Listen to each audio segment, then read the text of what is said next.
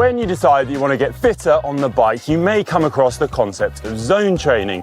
Now, it can be very hard to train in the right zone correctly and know exactly what each zone is. So in this video, I'm going to show you exactly what each zone looks like, what it feels like, as well as give you some handy tips to get your training in the right zone perfectly correct. Firstly, what is zone training? It's an age-old method of getting more out of your training because it allows you to work on specific aspects of your riding in a controlled way by grouping distinct effort levels together. It is the endurance sport world's version of lifting weights. When you go to gym and lift weights, you lift a set weight for a set number of reps, controlling how much you lift in order to get stronger over time. Now, it's kind of similar to the bike, but it's much harder to do and kind of harder to judge and pace until you've watched this video. So, most people would have 6 zones, that's kind of the common number, but this might change, give or take, depending on who you are and who you're working with and what system you're working on. But yeah, 6 is the most common.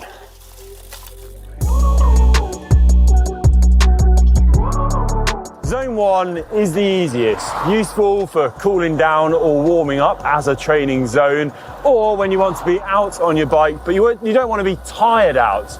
As you can see, I can talk normally, I'm not out of breath, and it's quite enjoyable. Most riders too will find it hard to stay in zone 1 on anything but a flat road. Next up, zone 2, which has become something of a buzzword recently. Essentially, it is a really easy way of building your fitness without trying too hard. As you can see, I can still talk to you, but slightly out of breath. And this may come as a surprise to some people, but zone 2 is quite hard. On to zone 3. Zone 3, the forgotten zone. Now, people have been very rude about poor old zone 3 for a while now, saying it's both too hard and not hard enough, and therefore doesn't really do a whole lot for you. Now, I can't see how this can be true, if I'm honest, because, well, riding like this is going to stimulate a training effect. But I guess what might be true is the fact that you're getting similar kind of training stimulations that you get from zone 2, but at a much greater cost in terms of fatigue. And yet at the same time, you're not getting as much out of it as if you're riding in zone 4. Woo. Oh, as you can see, still kind of hard. No, not kind of hard, it's very hard. Right then, on to zone 4. Zone 4. Things get pretty spicy here. Woo!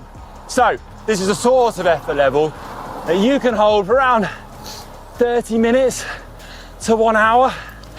Now, as you can tell, I'm really out of breath here. And you're pushing on, but my legs aren't hurting now, but they will really be hurting by the end of that 30 minutes to 1 hour. One common big mistake with zone 4 is that people go too hard from the start. It is that threshold effort. You really need to focus on pacing it for that 30 minutes to an hour duration. Woo!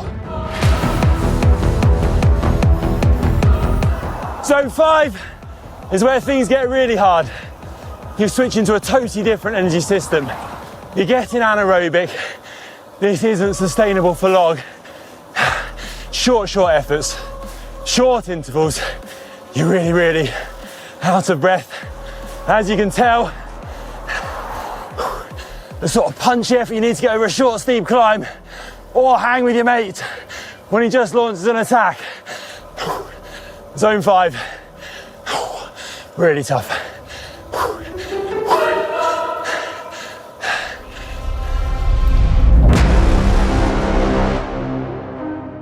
We've got zone 6 next.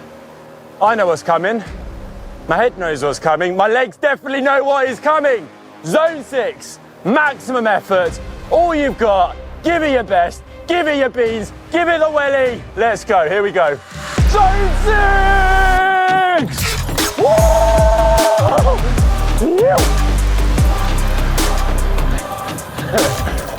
He takes the victory in the race against himself. Thank you, you're far too kind. Love you all. Woo! Gives me quite a lot of adrenaline, zone 6. Okay, I know what you're thinking. How does this relate to my FTP and to my heart rate zones? Well, working it out from a fitness test is a really good idea.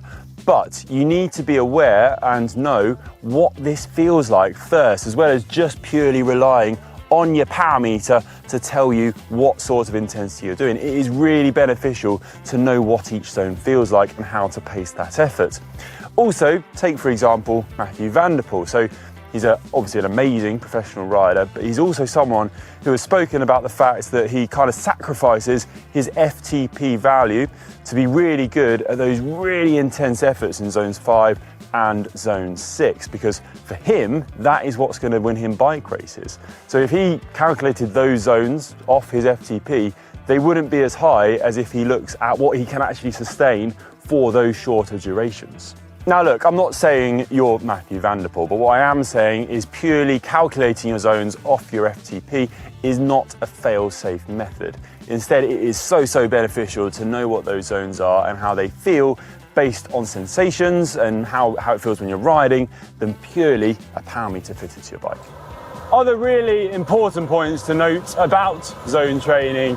One of them is that it takes a while for your body to kind of get into the correct zone. So, for example, if you're trying to do a zone 4 effort, or threshold style effort, you're pushing on quite hard, it's really common to make the mistake of going too hard too early. So you start off in like zone 5 or zone 6. Now that's not what you should be doing. Actually, you need to start off really easy and let your body get into that zone.